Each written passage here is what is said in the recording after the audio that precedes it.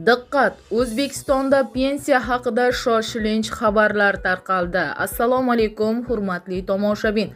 Tezkor yangiliklardan birinchilardan bo'lib xabardor bo'lishni istasangiz, like va podpisatsiya tugmachasini bosib qo'yishni unutmang.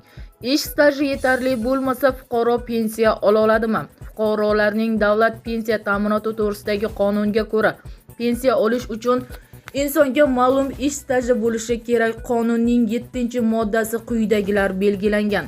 Erkaklar 60 yoshga to'lib kamida 25 yil ish stajiga ega bo'lsa, pensiya olish huquqiga ega.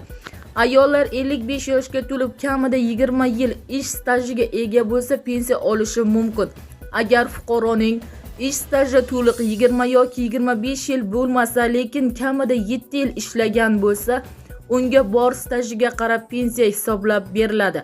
Ya'ni 7 yildan kam bo'lgan mehnat faoliyati uchun ham pensiya tayinlanadi. Faqat uning miqdori stajga qarab belgilanadi, deyiladi xabarda. Bizni kuzatishda davom eting. Xabarlarimiz keng va tez tarqalishi uchun obuna bo'lib, like bosib qo'yishni unutmang.